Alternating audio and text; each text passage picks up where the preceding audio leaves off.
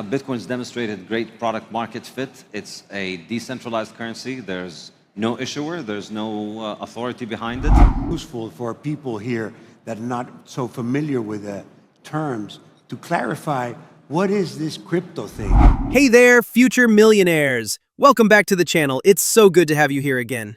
I really hope your day is going amazing, no matter where you're tuning in from around this incredible world of ours.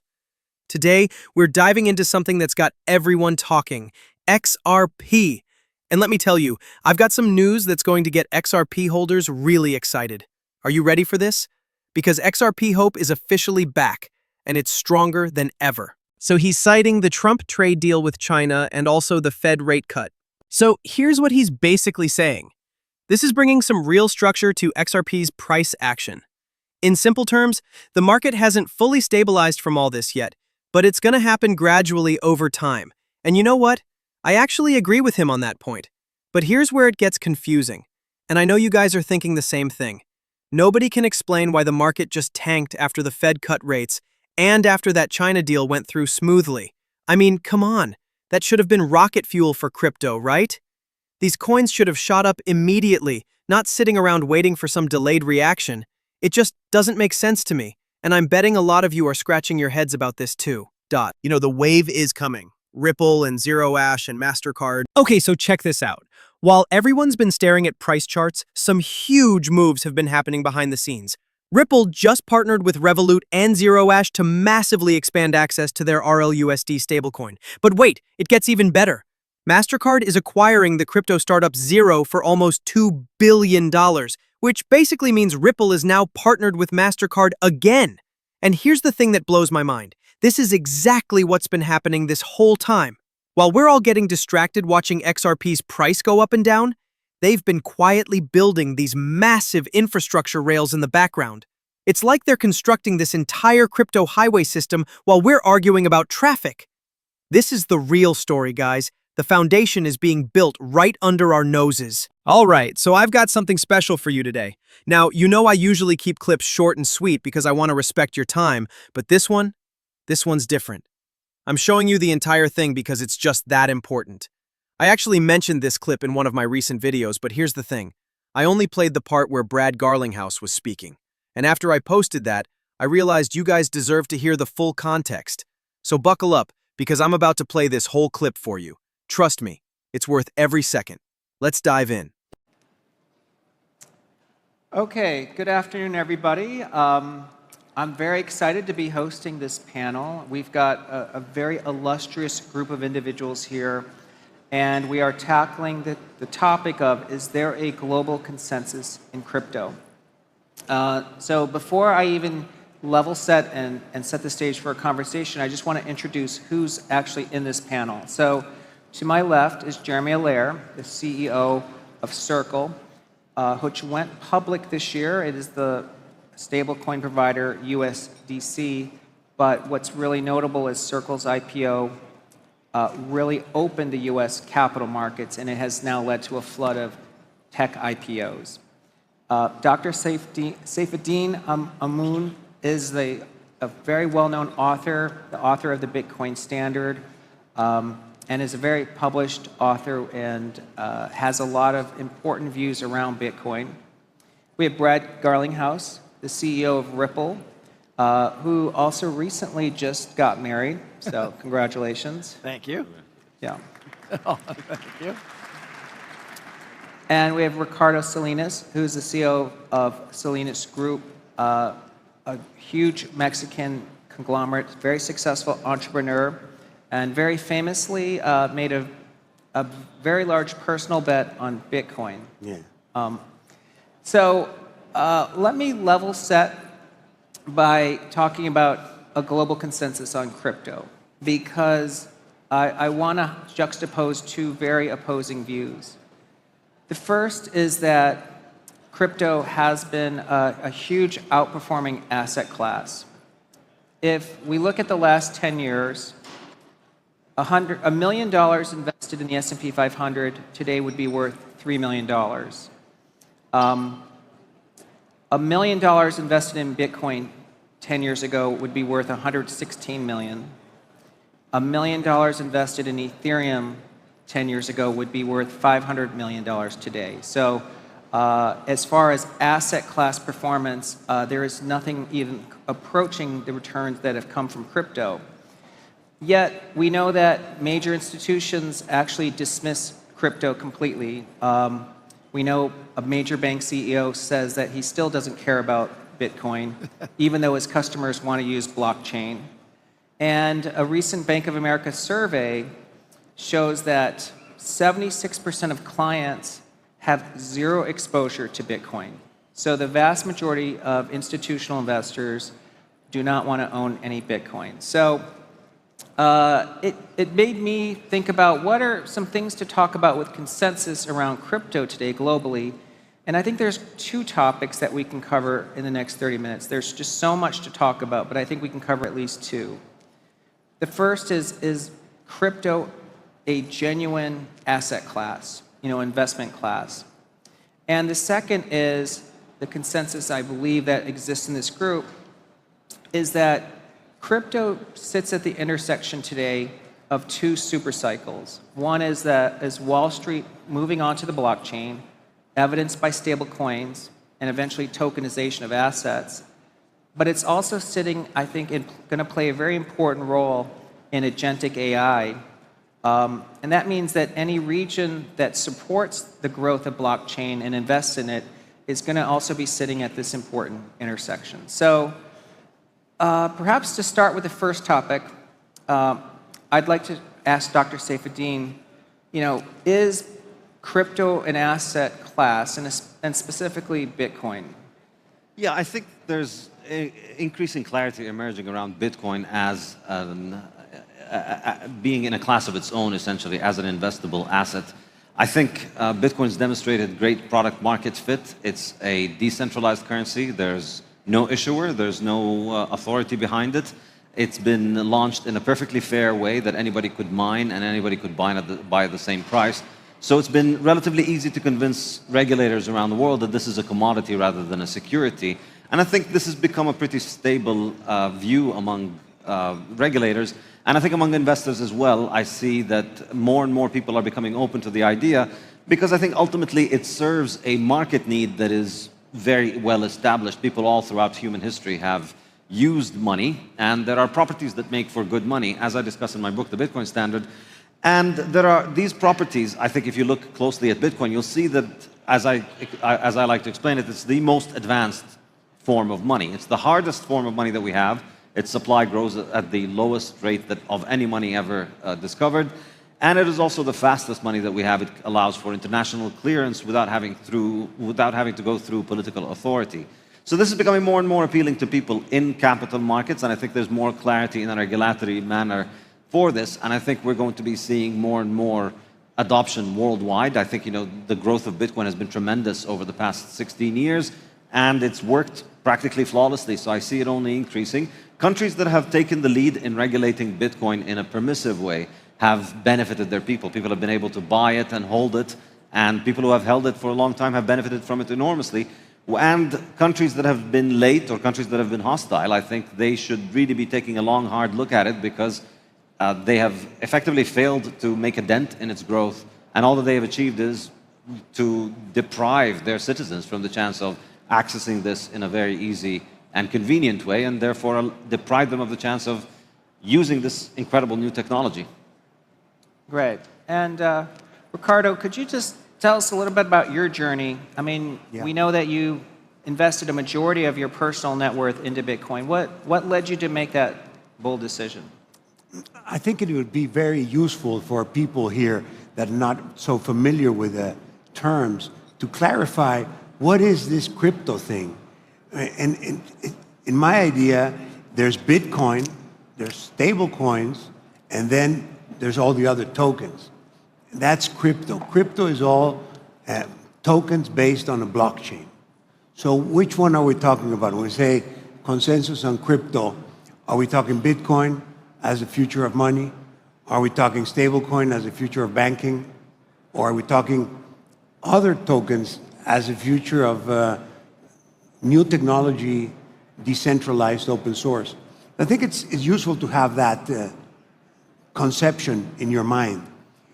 Now, personally, it's been a long journey. I started in 2013, so I'm very happy, of course, to be here, and a bit regretful that I didn't take it more seriously at the beginning.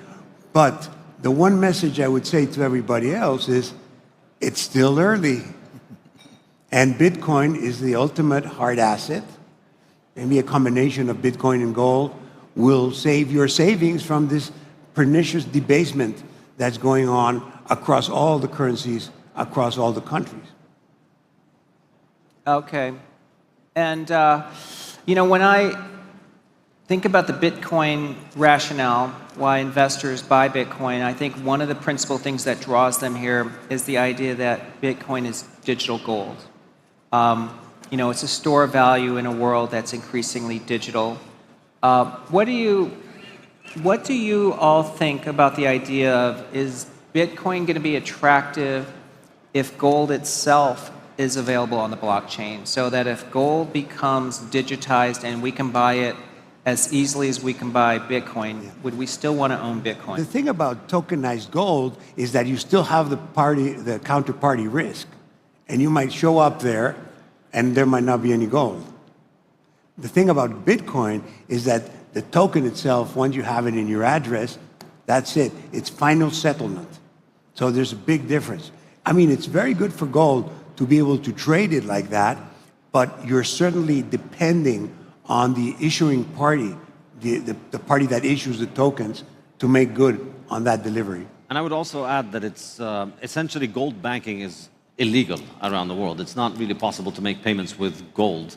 And therefore, people who use it as a store of value necessarily have to liquidate it in order to make their money mobile. We live in a global economy.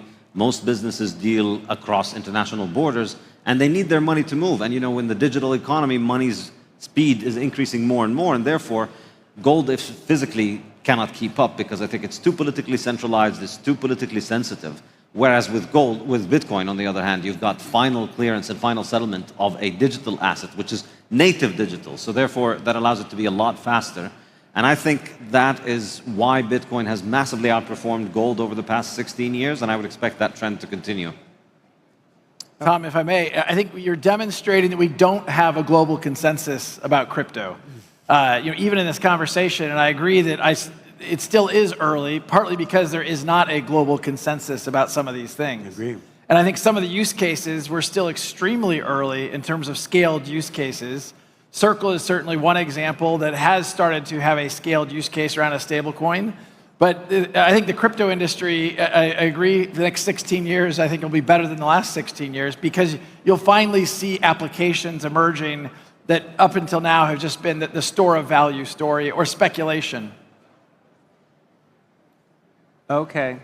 I just was told the prince is coming, so we're going to actually have to end this conversation soon. So perhaps to wrap up, I could just go around really quickly. Jeremy, do you have any final words on this topic? Obviously, we're coming at it from a very different vantage point. I actually agree with the consensus between the Bitcoin adherents. I think that everything they say is accurate. We also have the need for everyday medium of exchange that can be used at scale, at internet scale. And I think what we've seen happen with dollar digital currencies, with stablecoins, is effectively creating a new internet-based infrastructure for fiat. And fiat will continue, but we're seeing essentially the same technological change that happened for data, communications, information, software being brought to money. And we're seeing a reconstruction of fiat as on a full reserve basis. So a sound money principle where you can have safe, fully reserved dollars, and you can transact them effectively at internet scale, at internet speed, at virtually no cost. And that is converging, as you noted, with the machine economy, with machine-programmed money. And I think I would share also the view that we're still in the very early stages of this. I think over the next 5 to 10 years, the transactional activity with all this will probably be 1,000,000x larger than it is today. And so there's plenty of opportunity to build. Okay, I think I've been told we just need to wrap it up here. Thank you, everybody. Thank you. Thank you. Thank you. Okay, so let's break down what Brad just said there, because he basically called out Bitcoin and most of what we just heard as pure speculation. And honestly, I totally agree with him. Think about it like this.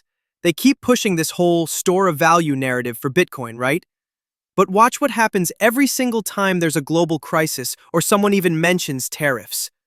Bitcoin doesn't hold its value, it crashes. That's not exactly what I'd call a reliable store of value.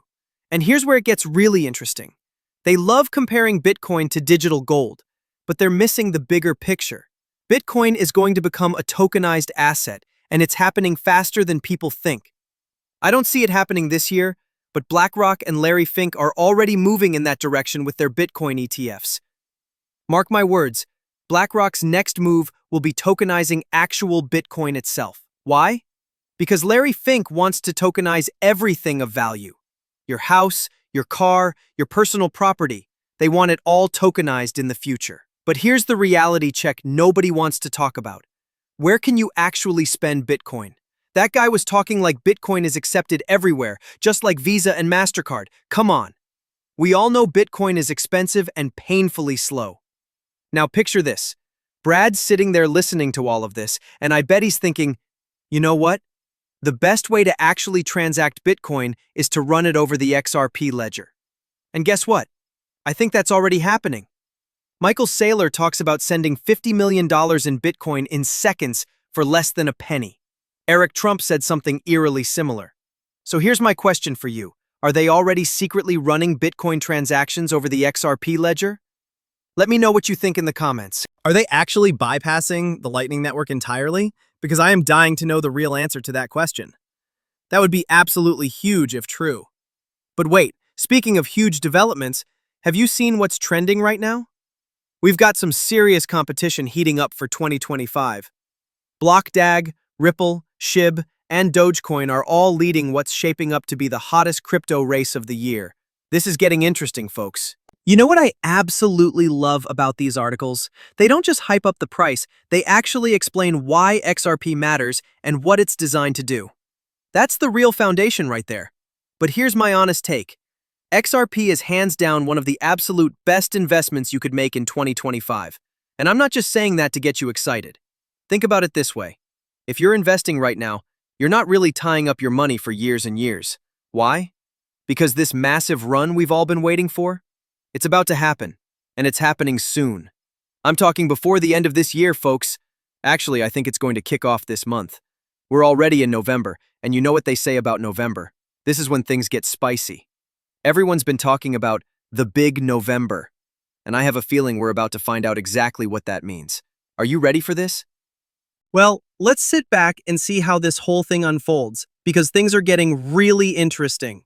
Check this out. Ethereum is actually crushing Bitcoin right now on the CME derivatives platform. And why is that happening?